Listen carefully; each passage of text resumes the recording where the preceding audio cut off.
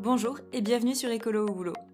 Je suis Cassandre Joly et j'ai créé ce podcast car je suis persuadée que les salariés sont une force pour accélérer la transition écologique des entreprises.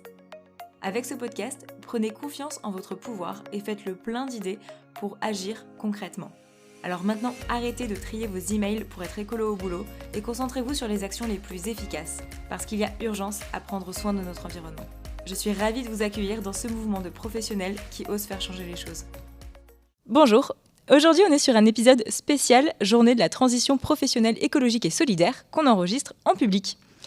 Alors mon invitée, elle n'a pas changé d'entreprise, mais elle a changé les choses à l'intérieur de son entreprise. Ça fait plusieurs années et elle a beaucoup d'astuces et de réflexions à nous partager.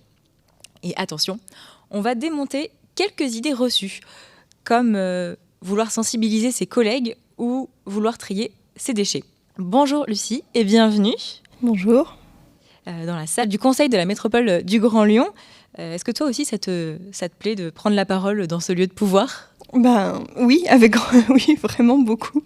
C'est assez impressionnant de faire... Déjà, c'est mon premier podcast, mais en plus, là, c'est d'autant plus impressionnant. C'est vrai que ça fait plaisir. Alors, pour apprendre à te connaître un peu, est-ce que tu peux nous dire, être écolo au boulot, pour toi, comment ça se concrétise dans ta vie ? Donc moi, ça m'est tombé dessus, vraiment. Comment ça peut te tomber dessus ? Un peu comme Obélix. Je suis tombée dedans par hasard. Donc à la base, moi, je suis ingénieure en mécanique et c'est par cette voie-là que je suis entrée dans ma boîte en 2018. Et en fait, je ne voulais plus travailler. Ça a commencé par... Je voulais moins travailler et je voyais plus trop l'intérêt de travailler 5 jours par semaine et de passer autant de temps dans son entreprise. Donc en fait, tout a commencé par je veux être le moins possible au travail. Donc je ne pensais pas du tout faire de l'écologie au boulot. Et donc j'ai demandé un 80%. Et en fait, pour demander un 80%, si c'est pas pour des enfants, il faut qu'on ait un projet. Et à cette époque-là, je venais d'entrer dans l'association Zéro Déchet Lyon. Et je me suis dit, ça peut être mon projet, ça peut être l'idée de plus m'investir dedans. Mais pas du tout. Quand même un lien avec l'écologie à la base. En mode personnel, oui. Mais vraiment la culture de l'entreprise et ma vision, c'était qu'en fait, il faut en sortir. Pour faire de l'écologie, il faut en sortir. Sortir de l'entreprise. Et du coup, j'ai fait cette demande et en fait, DRH est venu me voir en disant je suis un peu embêtée, c'est un peu spécial quand même de t'accorder ça, mais du coup, on a un deal à te proposer. Donc moi, je dis mais moi, je veux juste moins travailler, je veux pas de deal. Et le deal, c'est on veut bien que tu travailles donc 4 jours par semaine, mais en échange, tu nous aides à faire du zéro déchet au travail. Sympa comme proposition, franchement. Oui, c'est très cool. Mais du coup, sur le coup, j'avoue, j'ai pensé, non, moi, je veux juste pas travailler. Et puis, je me suis dit, oui, enfin, finalement, c'est le meilleur moyen pour que j'ai ce que je veux. Donc, je dis, ok, d'accord, je vais vous aider. Mais je me dis, en fait, je pars de rien. Enfin, c'était pas du tout mon plan. Donc, comment je vais faire ? C'est quand même, moi, je trouve que c'est une super opportunité parce que, en général, les salariés, ils luttent pour essayer de mener des actions zéro déchet dans leur entreprise et c'est la direction qui bloque. Toi, c'est le contraire. C'est la direction qui a dit oui, viens faire du zéro déchet chez nous. Exactement. Alors, j'ai eu beaucoup de chance. J'ai eu de la chance déjà, j'avais une DG. Donc déjà, le fait que c'était une femme, je pense que ça a un peu aidé et qu'elle était un peu sensible à ce sujet. C'était avant le Covid. Donc, le zéro déchet, c'est quand même très féminin, voilà, malheureusement. C'est ça, c'est ultra féminin. Déjà, dans l'association, on est plus de 90% de femmes. Enfin bon... je pense que ça a beaucoup aidé et le fait que, je pense que c'est la première fois aussi que quelqu'un leur demandait un 80% avec un projet particulier. Et je pense qu'elle a senti aussi un peu le vent tourner en se disant il va falloir qu'on l'intègre dans notre entreprise, dans notre culture et là, c'est l'occasion d'avoir quelqu'un qui s'y intéresse et donc c'est un bon moyen de l'intégrer. Mais moi, à la base, j'y croyais pas du tout de le faire dans l'entreprise en fait parce que je voyais bien, j'étais l'écolo de service, celle qui... vraiment emmerder un petit peu tout le monde. C'était pas facile d'être écolo au travail à cette époque-là. Et du coup, je voyais pas pourquoi je devais le faire au boulot. Vraiment, pourquoi Ouais, t'avais pas du tout la fibre militante au boulot, c'était pas ton truc. Du tout. Ouais, j'étais persuadée que militer pour l'écologie, ça se faisait dans la rue et nulle part d'autre. Enfin, vraiment, à cette époque-là, je le pensais. J'ai complètement changé. C'était il y a combien de temps, d'ailleurs ? C'était en 2000... Alors, c'était juste avant le Covid, donc 2019 que j'ai fait. C'est bien 5 ans, quand même. Ouais, c'était il y a quand même longtemps. Et pendant 2 ans, j'ai fait ça donc, en plus de mon travail. Et j'avais pas de fiche de poste. Enfin, vraiment, en gros, je voyais ma DG toutes les 6 semaines et c'était mon seul point de repère. Je la voyais une demi-heure toutes les 6 semaines. Et à partir de là, je proposais des choses, je faisais ou je faisais pas. Ça marchait ou ça marchait pas. Je testais un peu parce qu'en fait, personne n'avait jamais fait ça. Même dans l'association, on sensibilise, on fait plein de choses, mais on n'accompagne pas des entreprises sur le long terme pour faire des actions. Donc vraiment, j'ai fait plein de tests, je me suis pris des bâches et tout, enfin voilà. Oui, mais ce qui est bien, c'est que du coup, aujourd'hui, tu vas les partager avec nous et on fera pas les mêmes erreurs. C'est ça, oui. C'est important aussi de pouvoir transmettre tout ça et puis c'est un peu... ça me permet aussi de lâcher plein de choses, je crois.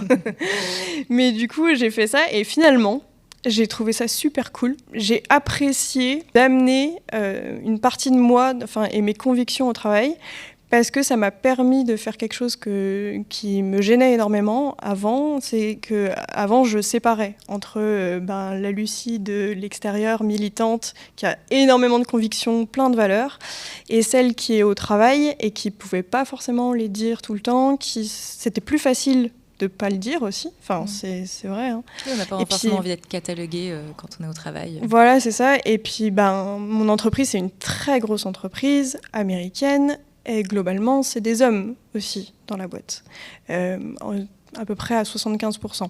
Forcément, le sujet de l'écologie, c'est pas ce qui est le plus facile. Vous êtes dans quel secteur ? Du coup, on fait de l'automatisme. Donc, il y a beaucoup d'ingénieurs et beaucoup de commerciaux dans mon entreprise. Et donc, c'est un monde qui est loin, très loin de l'écologie. Et nos clients, c'est pas des gens très... C'est pas ce qu'ils vous demandent. C'est pas des domaines... on a beaucoup de clients dans le pétrole, dans le gaz. Donc déjà, ça, c'était super dur pour moi aussi. J'étais complètement en dissociation tout ce que je lutte dès que je sors du travail. Et en fait, je travaille pour eux quand c'était vraiment très dur. Et du coup, cette opportunité, ça m'a permis de lier les deux. Et de me dire qu'en fait, j'avais une place et que c'était important qu'il y ait des gens qui soient là. Et du coup, ça m'a libérée et je me suis dit, mais en fait, je peux en faire quelque chose. Et puis, j'ai eu aussi ce truc mais j'ai rien à perdre. Comme c'était pas une fiche de poste particulière et que j'avais tout à créer, je me suis dit, mais j'ai absolument rien à perdre à tester et à aller au bout du truc. Parce que si ça se trouve, personne n'a eu cette chance. Donc, j'ai fait ça. Et finalement, il y a 2 ans, je me suis dit, mais en fait, je veux que ça fasse vraiment partie de mon travail. Et donc, je suis allée voir le nouveau DG pour lui dire, en fait, il faut me trouver un taf où j'ai vraiment plus d'impact opérationnel sur la partie environnement.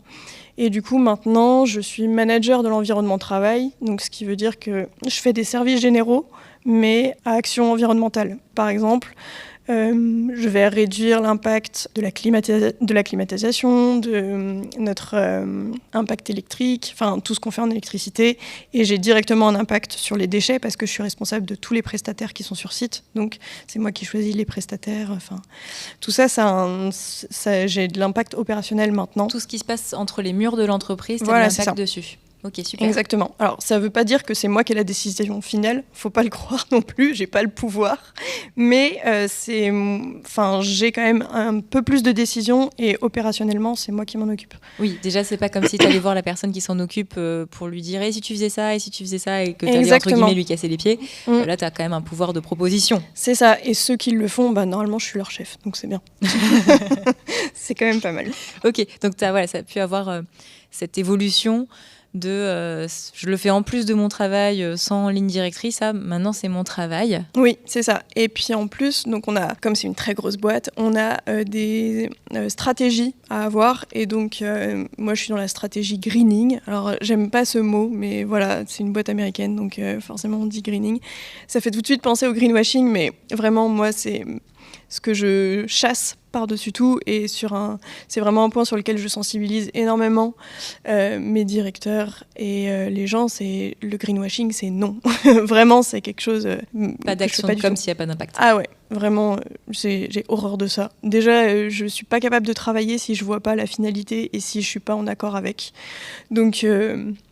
parfois les gens ils m'aiment pas trop parce que je dis non, mais vraiment quand il y a quelque chose qui me plaît pas ou que je vois pas l'intérêt, je le dis, et finalement je pense que c'est une force parce que dans des grandes entreprises, les dirigeants ils aiment bien aussi qu'on leur dise non et qu'on leur montre quand ça marche pas. Enfin, j'ai vraiment évolué aussi sur le fait que c'est pas parce qu'on est dans une grosse boîte et qu'on a des mauvais clients et que sur le papier en fait c'est le capitalisme et c'est vraiment pas bien. Mais si on regarde un peu plus loin, les gens, individuellement, ils ont vraiment envie que ça change.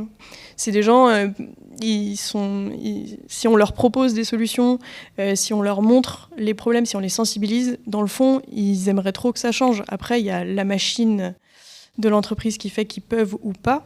Mais déjà, à partir du moment où j'ai arrêté de me dire « mais en fait, c'est tous des méchants, ils veulent tous du mal et tout », et de me dire « non, mais en fait, si on se met... » intelligemment, qu'on essaie de discuter et qu'on voit où est-ce qu'on peut bouger, et en fait ça marche vachement mieux comme ça, et de pas être en contre.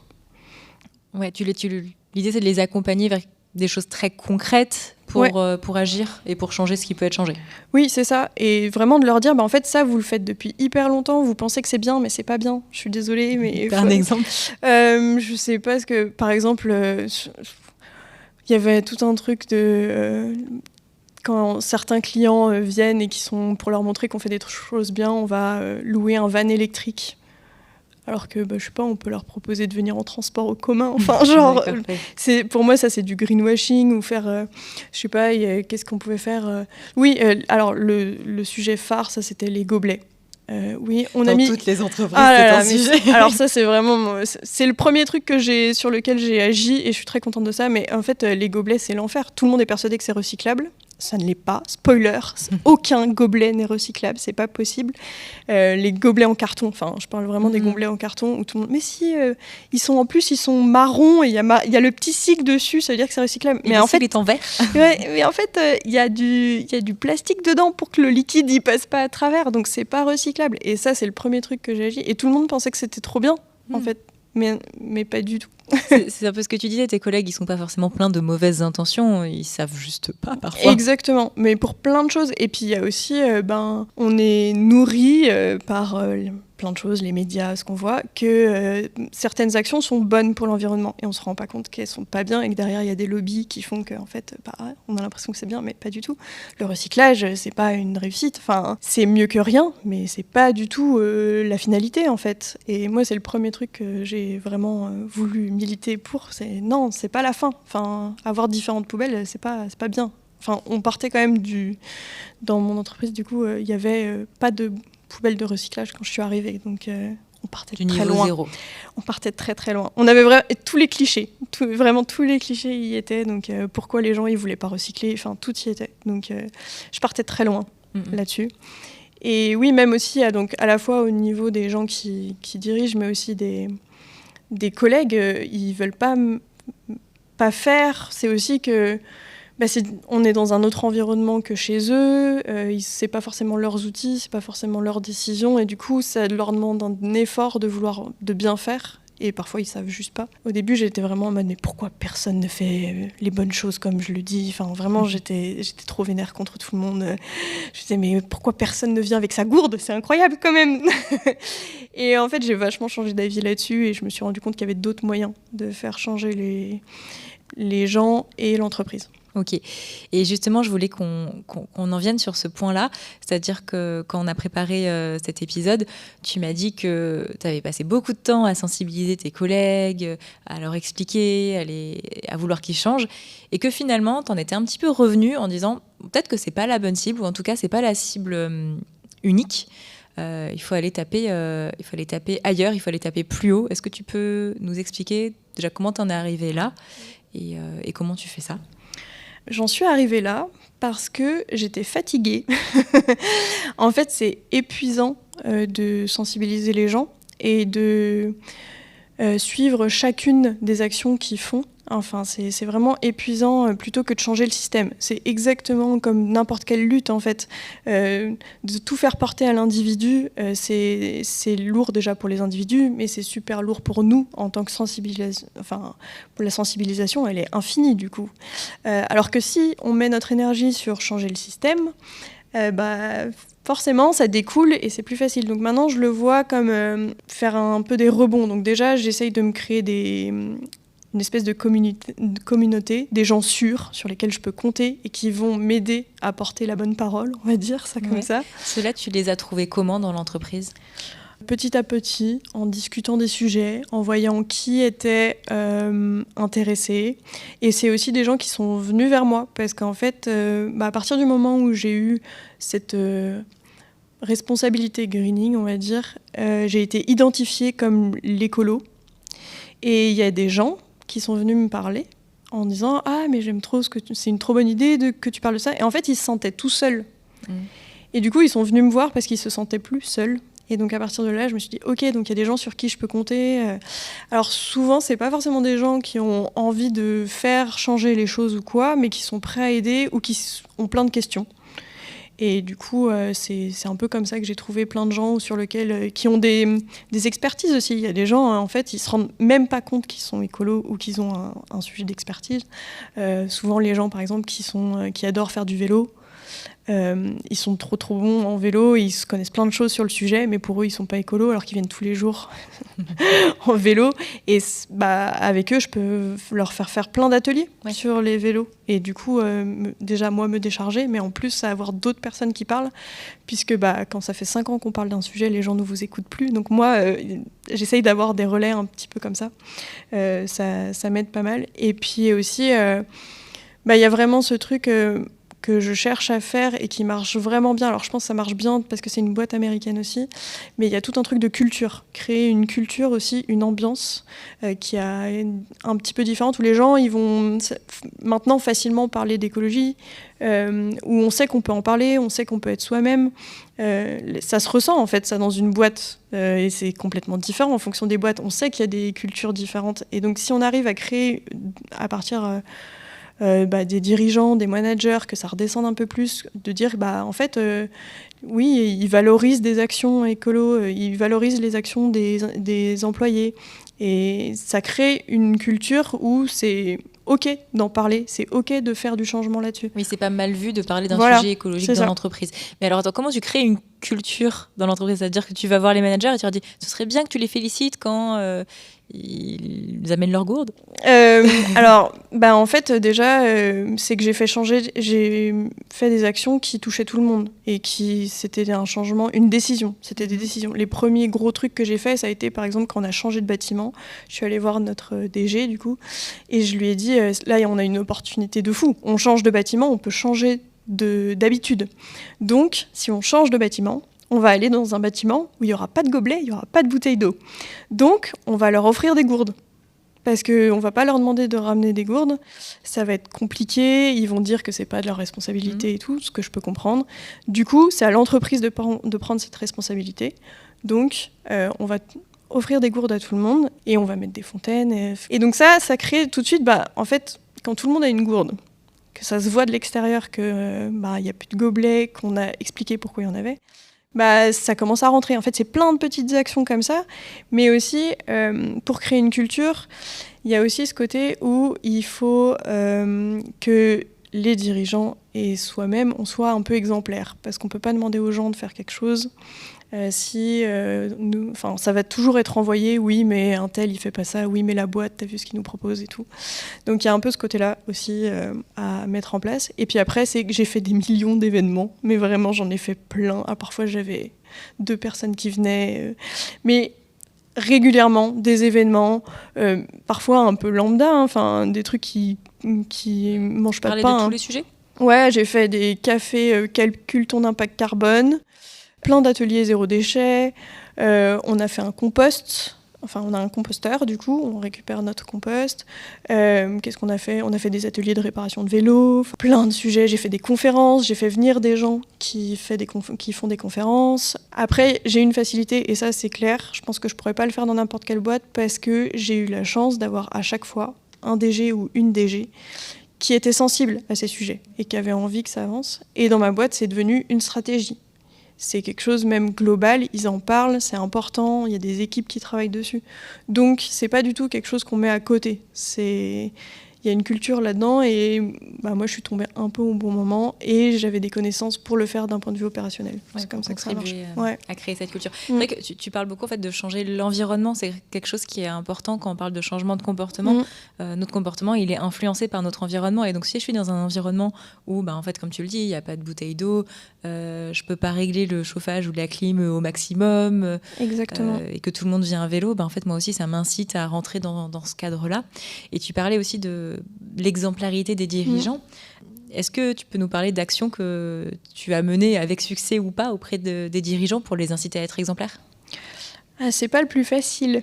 Je pense que maintenant, ils le font assez bien. Alors, je sais pas si c'est moi ou pas, mais en tout cas, les événements, globalement, ils les font plutôt zéro déchet, parce que j'ai mis en place tous les outils où ils n'ont pas trop à y réfléchir comment le faire zéro déchet. Ça, c'est clé. Avoir les outils, savoir quoi faire. En fait, j'ai une notice, organiser ma réunion zéro déchet, et puis je sais qui sont les personnes qui organisent dans l'entreprise, donc j'ai visé ces personnes en leur disant je vous ai trouvé des traiteurs zéro déchet, je vous ai acheté des carafes d'eau, enfin voilà, j'ai fait un peu tout pour que ce soit hyper facile à faire. Et puis, souvent, j'essaye de répéter assez gentiment, genre « Ah, t'as pris le train ? T'es venu comment ?» Enfin, voilà, ce genre de choses. Mais là, en ce moment, on a un DG qui est à fond dans le train. Donc, lui, il dit combien de kilomètres il a fait. Je trouve ça hyper bien parce qu'il fait vachement mieux ça que moi. Il dit tout ce qu'il fait. Il n'a pas le même rôle aussi. Oui, mais il le fait vraiment bien. Moi, j'arrive pas à me vendre. Lui, il se vend vachement bien. C'est un bon point. Mais en tous les cas, depuis le temps que je le répète, je pense que la partie zéro déchet, c'est très bien intégré. Et en tous les cas, même si parfois ils le font pas, ce que j'aime bien, c'est que je sais que je suis dans leur tête parce qu'ils savent, si je passe devant la salle de réunion, ils vont dire « Oh !» Lucie va voir qu'on a fait des déchets. Enfin, vraiment, rien que le fait que j'y sois et qu'ils y pensent, pour moi, c'est important. Après, on en fait des déchets, mais au moins qu'ils y pensent, c'est super bien. Oui, ok. Et auprès de tes collègues, parce que tu as quand même mené, comme tu le disais, des millions d'actions auprès d'eux, est-ce que tu peux nous parler, je ne sais pas, de ton plus gros fail et aussi ta plus belle réussite ? Oui. Alors, ma plus belle réussite, je pense, c'est que... alors, c'est difficile de dire par rapport à mes collègues, parce que c'est en tant qu'ensemble, dans l'entreprise, on a réussi à faire des choses. Donc, quand je suis arrivée à ce poste, et même un petit peu avant, on faisait plus de 500 kilos de DIB, donc c'est les déchets qui vont à l'incinérateur par mois, en sachant qu'on est 200 à peu près rattachés au bâtiment. Par jour, on a une moyenne de 110 personnes sur site. Donc on faisait plus de 500 kilos de déchets par mois qui allaient à l'incinérateur. Aujourd'hui, on est en dessous des 200 kilos. Donc, belle réduction. Belle réduction, je suis très contente. Notre corps est à 170 kilos il y a 2 mois. Donc, comment tu les pèses ? Du coup, c'est via le prestataire de recyclage qui nous fait des rapports tous les mois. Donc maintenant, c'est obligatoire, le trachet, les 5 flux. Donc on sait exactement par typologie de déchets combien on produit par mois, ce qui nous permet de traquer, et parce que ça, c'est super dans les entreprises, l'important, c'est de traquer.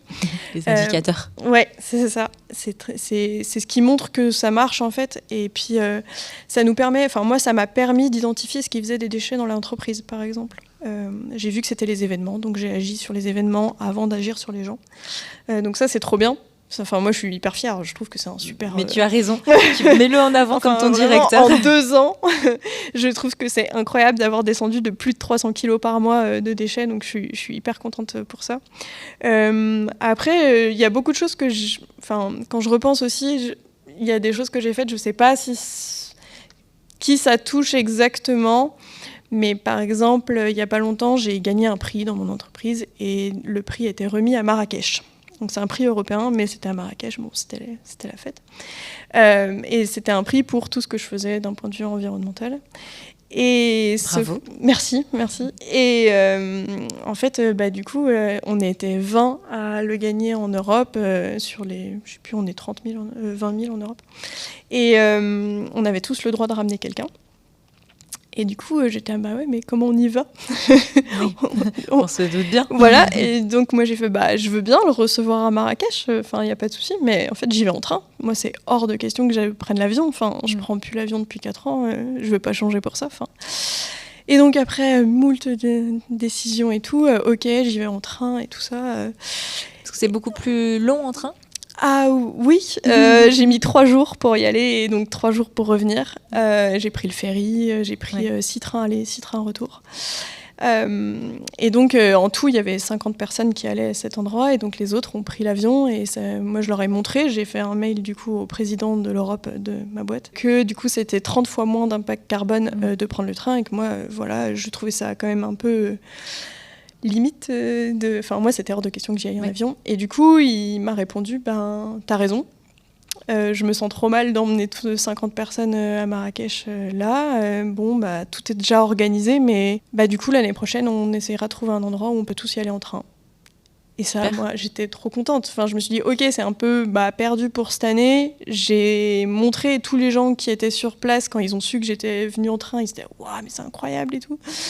Et donc, ça fait plaisir de voir qu'on a un impact comme ça. Et en plus de se dire que l'année prochaine, ils vont trouver un endroit pour le faire en train, ça, c'est un impact, du coup, pour mes collègues qui vont gagner l'année prochaine, mais aussi pour le président de l'Europe, c'est quand même quelqu'un qui a un fort pouvoir décisionnel. Donc, c'est super. Je me dis, ça a vraiment de l'impact, quoi. Ouais, comme tu dis, ça change la culture de l'entreprise. C'est-à-dire qu'avant, on avait la culture avion, on va à Marrakech, et maintenant, grâce à toi, et juste au fait que tu as dit, non, je refuse en fait de faire ça, et j'ai une alternative, et je voudrais utiliser cette alternative qui est bénéfique à l'environnement. Et voilà, maintenant, ça va être une culture train et voyage en Europe, parce que c'est très sympa aussi. Oui, et tout à fait faisable en plus. En Europe, c'est vraiment facile de le faire, et juste d'avoir ce switch de, en fait, essayer au moins d'avoir cette alternative de regarder le train. Parce que parfois, c'est juste une habitude, en fait. Il faut y penser, c'est tout. Ouais. Ok, ça marche. Et plus gros... Oui, pour toi, tu considères que c'est un peu un fail quand même par rapport à la sensibilisation ? Non, c'est plutôt une réussite, ça. Ça, c'est une réussite. Oui, non, ça, c'est une réussite. C'est juste que ça touche pas exactement mes collègues. Les plus gros fails, je pense que c'est... En fait, j'ai vachement patiné, si c'est le mot, sur la sensibilisation au début, quand j'essayais de sensibiliser chaque personne, que j'étais un peu vraiment à regarder qui jette quoi dans quelle poubelle. Bon, je le fais encore un peu, j'avoue. Mais ça, en fait, ça marche pas. Et puis j'avais vraiment cette vision un petit peu idyllique de se dire que tout le monde peut être converti. Spoiler, non. Surtout pas par moi, en fait. C'est un peu le principe de les cercles qui s'étendent et au bout d'un moment, et en fait, il y a des gens, ils vont changer que quand tout le monde le fera, déjà. Et il faut surtout pas perdre de l'énergie à essayer de toucher les gens qui sont contre vous. Ça sert à rien. Il faut se baser sur vraiment les gens où vous dites, il y a moyen de leur mettre un petit peu une petite idée dans la tête ou les accompagner. Il y a plein de gens, en fait, faut qu'ils juste... Une fois qu'ils t'ont identifié comme la personne qui pourra peut-être répondre à leurs questions ou qui a fait quelque chose alors qu'eux, ils ne savent pas comment faire, c'est juste ça, leur dire « Ah, mais t'as pensé de faire, je sais pas, de faire cette partie de ton trajet en vélo ?» Parfois, c'est juste répondre aux questions. Ça peut être hyper fatigant. Je vais être honnête. Il y a des fois, c'est quand même fatigant d'être cette personne qu'on vient tout le temps voir, qu'on repose les mêmes questions et tout. Mais il faut se dire, il faut bien que ça parte de quelque part. C'est à la fois très bénéfique pour l'entreprise parce qu'en fait, c'est à partir de là que les personnes vont changer aussi. Elles ont besoin d'une personne référente qui va les guider, qui va les accompagner. Mais je comprends que ce soit fatigant quand c'est toi, cette unique personne dans ton entreprise. C'est ça. Mais en même temps... je trouve que c'est trop bien. Alors, en tant que personne, c'est dur parce qu'on est un peu sur cette ligne où on ne fait pas partie du groupe ni dans l'entreprise parce qu'on est un petit peu à part, mais en même temps, même dans les milieux militants, on est un peu à part parce qu'on est encore dans l'entreprise. Et donc, on est un peu ce point qui n'est pas toujours agréable, mais qui en même temps, je trouve, est ultra essentiel parce que dans les entreprises, il y a des gens qui ont aucune notion de tout le monde militant, de l'engagement, de où on en est en fait. Tout le monde a une notion de l'écologie, mais d'où on en est réellement et à quel point il faut agir, il y en a plein, ils savent pas du tout par où commencer. Et ce qui est dommage, parce qu'en plus, c'est des gens qui ont un fort impact. Ouais. Ils ont un impact carbone qui est très gros. C'est des cadres, donc vraiment leur niveau de vie fait qu'ils ont un impact carbone qui est quand même assez gros. Et pourtant, ils bougent pas. Et c'est pas qu'ils veulent pas, c'est qu'ils ont pas de contact avec les milieux qui permettraient qu'ils se mettent en mouvement. Donc, et toi, tu deviens ce trait d'union, du coup, entre les milieux militants et l'entreprise très traditionnelle capitaliste. C'est ça, exactement. Donc la plupart du temps, en fait, mon rôle, c'est aussi de dire « Ah, je connais telle structure qui fait ça, tu peux demander à un tel ». Ou pour l'entreprise, me dire « Ah, j'aimerais bien qu'on fasse intervenir telle association ». Vraiment, globalement, c'est ça que je fais. Je suis une experte en rien du tout, mais c'est ce que je fais. Je fais des liens avec les gens. C'est essentiel, hein. C'est un métier en soi. Et du coup, tu parlais du fait que c'est fatigant. Je suppose que c'est un rôle où tu peux te sentir seule. Est-ce que ça t'est arrivé d'être un peu démotivé, de te sentir seule, de te battre, de lutter, de répondre aux questions, etc. Et si ça t'est arrivé de cette manière-là, comment est-ce que tu t'es remotivée? Comment est-ce que tu reprends de l'énergie? Alors oui, beaucoup, surtout au début, parce qu'il y avait tout à faire et j'étais vraiment toute seule. C'était vraiment dur. Et puis, je pense que c'était aussi une époque où j'étais très... il faut changer tout le monde. Vraiment, j'étais en mode... mais il faut qu'on bouge, sinon on va tous mourir. Vraiment, c'était un peu pas très fun. d'éco-anxiété aussi, peut-être, derrière. Énormément. Et maintenant, j'ai beaucoup changé ma vision des choses. Je suis beaucoup plus légère un peu dessus, en mode... oui, il faut changer, mais il faut bien partir de quelque part. Voilà. Du coup, je me sentais vraiment très seule et démotivée au début. Après, ça arrive encore aujourd'hui. On va pas se mentir, j'ai quand même envie de démissionner tous les 4 matins, mais on se remotive autrement. Après, de voir que ça marche, ça peut prendre du temps, mais quand ça marche, ça fait tellement plaisir. Ouais. Et parfois, il suffisait d'un collègue ou une collègue qui vienne me voir en disant « grâce à toi, maintenant, j'ai diminué ma consommation de viande. » Là, t'as envie de pleurer, t'es là, ok, j'ai réussi un truc, quoi. C'est toujours mieux que rien, quoi. Il faudrait se faire un mur des réussites c'est ça. À regarder chaque matin. C'est ça, et souvent, on a tendance à l'oublier et à se focaliser sur tout ce qui est difficile à faire au travail, ou toutes les fois où quelqu'un a ramené des bouteilles d'eau au travail alors que j'avais dit non. On se focalise là-dessus, mais en fait, quand on regarde, du coup, ça fait plus de 4 ans qu'on n'achète plus de gobelets, plus de bouteilles d'eau dans mon bâtiment, alors qu'avant, c'était 5000 bouteilles d'eau par an. Enfin, tu te dis, c'est pas rien. Mais en fait, on l'oublie, ça. C'est terrible. Donc parfois, il faut revenir aux réussites. Et tu as un impact invisible, c'est-à-dire que les personnes qui sont dans ton entreprise, peut-être qu'elles en ont parlé à leur femme, à leur mari, à des collègues, à des connaissances, à des amis qui, eux aussi, ont peut-être du coup dit « Ah ouais, tiens, c'est vrai, nous aussi, on va enlever les gobelets, du coup, comme ils ont fait, c'est vachement bien. » Et ça, tu peux pas le voir. C'est un peu comme moi quand je donne des conseils sur un podcast, on ne sait pas quelle personne ça va toucher et comment ils vont pouvoir transformer leur vie professionnelle, mais quelque part, c'est sûr, ça existe. Des fois, j'en ai des preuves par hasard. Oui, totalement. Et puis, c'est vrai qu'on n'a pas tant que ça de feedback de ce côté-là, mais en même temps, quand on en a, ça fait super plaisir. Et puis, je suis toujours contente de me dire qu'au pire, peut-être qu'ils n'ont pas changé leurs actions, mais je leur ai appris des choses aussi, où j'ai fait intervenir des gens sur des sujets où ils n'avaient même pas notion que ce sujet, ça pouvait être lié à l'écologie. Ces choses-là, c'est toujours bien aussi de se dire, je leur montre qu'il y a des liens avec plein de choses.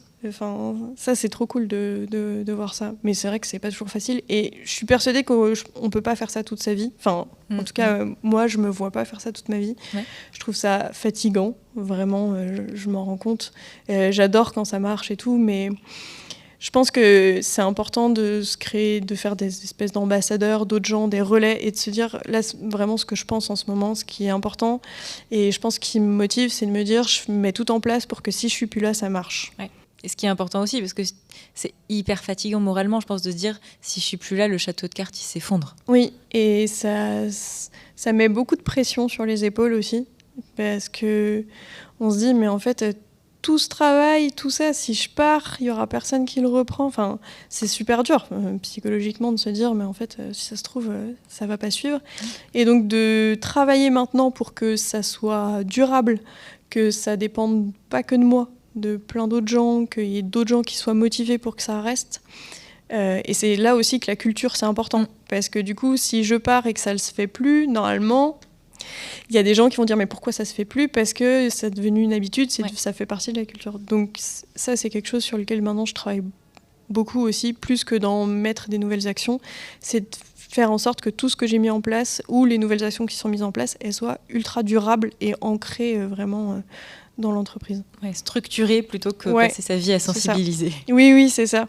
Et aussi, c'est un de mes nouveaux sujets, c'est de me dire qu'est-ce qui existe déjà dans l'entreprise qu'on peut tourner à l'avantage de l'écologie ou qui existe déjà dans la loi qu'on peut tourner à notre avantage pour que en fait ça devienne comme tu dis structurel en fait, que ce soit pas parce que créer de zéro c'est super épuisant, enfin vraiment. Donc qu'est-ce qui en fait est déjà fait ou qu'on peut changer un peu et qui fait que ça va durer et que ça va être bénéfique. Ouais, ok. Donc l'enjeu c'est ça, c'est de se dire ok, j'en ai sué, mais si je pars, ça tiendra. Oui, c'est ça. Ok, super. Bah écoute, merci beaucoup pour ton témoignage. J'espère qu'il sera inspirant. Même moi, j'ai retenu pas mal d'éléments qui me paraissent importants à garder en tête. Si quelqu'un dans la salle veut poser une question ou veut partager une expérience, on peut prendre un petit moment pour faire ça. Que je tutoie, ça ne gêne pas. Qu'est-ce que tu mets en place, tu disais, pour permettre que ce que tu as mis en place, je me répète un petit peu, soit durable, pour structurer comment tu t'y prends, pour t'assurer que quand tu vas partir, ces choses vont pouvoir rester. Ce que je mets en place pour que ça perdure, changer les prestataires pour que ce soit des prestataires qui ont vraiment une visée écologique. Et en général, quand dans une grosse boîte, on fait rentrer un prestataire, ça reste un certain temps, sauf s'il se rate complètement. Mais faire rentrer des nouveaux prestataires, c'est hyper lourd pour une grosse entreprise. Donc moi, ce que j'essaye de faire, par exemple, c'est de faire rentrer des associations qui peuvent intervenir. Tout ça, ça permet qu'en fait, après, ils sont dans la base de données. Et donc, si d'autres personnes veulent faire intervenir quelqu'un sur un tel domaine, eh bien, eux, ils sont déjà référencés. Donc, forcément, il y a plus de chances qu'ils puissent intervenir. Et donc, moi, j'essaye de mettre en place des prestataires dont je sais qu'ils font bien le travail et qui sont... Donc, c'est comme ça que, par exemple, c'est un bon moyen de s'assurer que ça continue. Et puis aussi, ça peut être des personnes extérieures, mais qui ont la bonne expertise, qui vont bien conseiller les gens à l'intérieur de l'entreprise. Je reprends le prestataire de recyclage qu'on a. Ils ont exactement le même discours que moi, de dire qu'en fait, on vise le zéro déchet et pas le recyclage. Donc vraiment, s'ils font des animations chez nous, ça va être de dire, en fait, le meilleur déchet, c'est celui qui n'existe pas. Donc c'est bien de recycler. Nous, on est un prestataire de recyclage, mais l'idéal, c'est quand même de ne pas faire de déchets. Donc je sais que mon message, il est continué comme ça. Ensuite, ça va être utiliser ce qui existe déjà dans l'entreprise. Par exemple, on a quelque chose qui s'appelle, ça c'est un truc que j'aimerais bien travailler, qui s'appelle la journée de bénévolat, qui parfois est utilisée comme la journée de mécénat. Et en fait, c'est un vivier de bénévoles incroyable. En fait, une fois par an, l'entreprise nous laisse partir un jour pour être bénévole. Gratos. Enfin, vraiment, on a une journée, on peut être bénévole. Et donc, moi, je me dis, mais incroyable. Enfin, je vais pouvoir les amener dans les bonnes associations, ces personnes. Donc là, ce que je vais essayer de faire, ça va être de proposer aux gens et de trouver les bonnes associations qui veulent bien les accueillir une journée. Et on se disait avec la DRH que ça peut être trop bien à utiliser pour toutes les personnes qui vont partir en retraite. Ces personnes-là, elles cherchent qu'est-ce qu'elles vont faire après. Peut-être qu'on peut mettre plus de journées de bénévolat et de leur proposer plein d'associations dans lesquelles ils pourraient aller après. Et en fait, ça existe déjà. J'ai rien à faire en soi, à part proposer les associations. Mais j'ai pas à changer, à dire il faudrait que vous donniez un jour, à changer les conventions. Enfin, ça existe, donc c'est trop bien. Donc c'est ce genre de choses que j'essaye de mettre en place. Et puis aussi, beaucoup, c'est essayer de déléguer. et de faire confiance à d'autres collègues, de leur dire mais en fait t'es tout à fait capable de prendre en charge tel atelier, telle action, t'as les compétences et du coup petit à petit je veux qu'il y en ait d'autres qui s'occupent de faire des choses et que ce soit plus que moi qui fasse les animations et ce genre de choses. Voilà, j'espère que j'ai répondu à ta question. Déjà parce que j'aurais dû commencer par te remercier pour ce témoignage. Je trouve que c'est vraiment intéressant et très touchant. Et puis peut-être une autre question. Est-ce que formellement tu as mis en place des structures nouvelles dans les différents services? Enfin, je suppose qu'il y avait, c'est une grosse entreprise, donc je suppose qu'il y avait plein de services différents. Est-ce que tu as mis des comités, des commissions, des structures en place formellement? Parce que je suis impressionnée. Voilà, tu es arrivée avec toute ta volonté, toute ta force, tu t'es battue. Je te sens face à cette énorme entreprise. Bravo, déjà. Merci. Et voilà, et à part ces relais, est-ce que tu as mis en place... C'est pas moi qui l'ai créé, mais on a quelque chose qui s'appelle les Green Teams. Et en gros, chaque pays a ses Green Teams. Et du coup, moi, je suis dedans et je suis capitaine de cette Green Team. Alors j'avoue, au moins, je sais mes défauts. Je suis nulle en animation d'équipe. Vraiment, j'arrive pas trop à animer.